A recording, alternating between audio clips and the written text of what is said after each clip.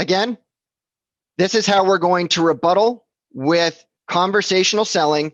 Why is your price so much lower than the other agents that we've talked to? They have comparables that show a higher price than yours. So here's how I would do that. Mr. and Mrs. Seller, that's a really great question. In fact, most homeowners want to make sure that they price their home correctly so that they can ensure that they're maximizing their net proceeds. Is that the same for you as well? Okay, guys, so look what I did with that, right? Number one, I acknowledged that it was a great question, right? I grouped them into approving, saying that most homeowners want to make sure that they price their home effectively. Look, I labeled that into, they wanted to know, why is your price so much lower? I level shifted that into, look, I totally get it. In fact, most homeowners want to make sure that they're maximizing the price they put their home on the market for so that they can maximize the net proceeds. Is that true for you? Okay, I asked, right? The person who asked the questions will always control the conversation. Now I got to answer their question. Okay, you can't have somebody ask a question and just ignore it. That's what salespeople do. That's being salesy. Has there ever been a time where you've asked somebody a question, they just totally ignored it and they just went into closing on you? And how did that make you feel? If you're on planet Earth and you've been around for a while and you're selling real estate, chances are you've come across a salesperson when you actually have a valid concern, they just go right over it and they just hammer you with a sale. Let me see.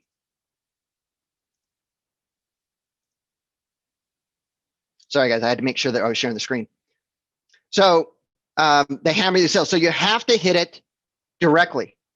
So Mr. and Ms. Seller, to answer your question directly and honestly, right? I want to throw in the fact of honestly, right?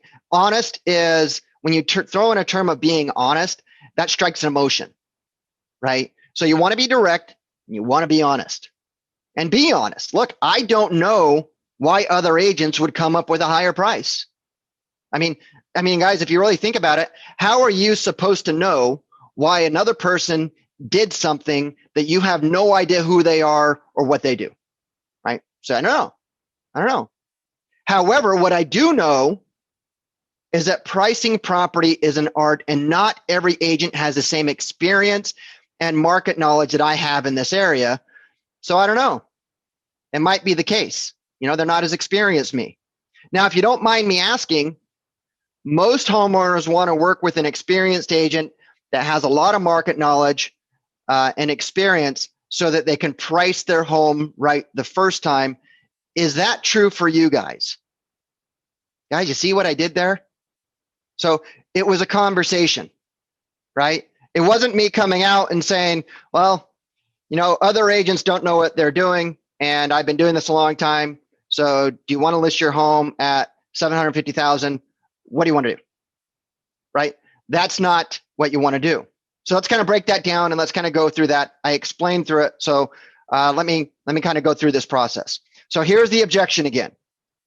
So Brett, we met with other agents. Why is your price so much lower than the other agents that we've talked to? They have comparables that show a higher price than yours. Mr. and Mrs. Seller, that's a really great question. In fact, most homeowners want to make sure that they price their home correctly so that they can ensure that they're maximizing their net proceeds. Is that true for you guys? Yes, absolutely. That is true for us. Terrific. Now, to answer your questions directly and honestly, I've got no idea why another agent would say what they say or price their home the way that they would want to price that, especially at such a higher price. However, okay, that's more of a pattern interrupt. Notice how I went right into that. Okay, I emphasized, however, pause. Okay, that's a pattern interrupt. I don't want to do a run-on sentence. So, however, what I do know is that pricing property is an art, and not only takes a lot of experience in the field, but it takes a tremendous amount of market knowledge. Now, me and my company have literally sold hundreds of homes in this area. I know it very well, right? So I don't know other agents. They probably don't have, most of the time, they don't have the experience or market knowledge I have. So maybe that's why. Now, if you don't mind me asking, most homeowners that I meet with and most homeowners that I work with, they're looking for an experienced agent who has in-depth market knowledge on their market to work with and help them price their home so they don't price it overpriced and stay on the market languishing. Now, is that true for you? Yes. Yes, that is true for us. Okay. Now, odds are you're not going to come up with people and say, no, that's not what we're looking for. We're looking for the person with the least amount of experience, with the least amount of market knowledge so that they can price the property wrong, right? If you come up with that, that's when you say thank you for meeting with you and leave. So I was that reminds me of a story. I was talking to a real estate agent yesterday, only a few years into the business, closed one transaction in the last 24 months. And as I was going through kind of the value proposition of the company, saying that, if you're a person who's looking for a proven system to, generate leads and close deals and have success, then we're the right fit for you. And he pauses and he goes, I don't think I'm the right fit for you guys, or that we're a good fit for each other. I'm like, really? I'm like, why is that? He's like, well, I like doing things on my own. I'm like, well, what do you mean you like doing things on your own? Well, you're saying that you have like systems. I'm not a systems guy. I like doing things on my own. I'm like, well, you've been in real estate for 2 years and you've closed one transaction. I mean, how's that working out for you? Right?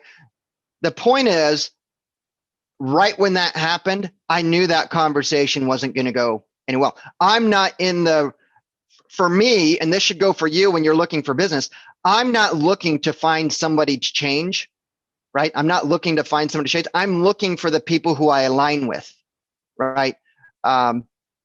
If you're going to try to be everything to everybody everywhere, you're going to have low production and you're going to have a very stressful life, right? So I know exactly who I'm looking for. You guys should know exactly who your target audience is.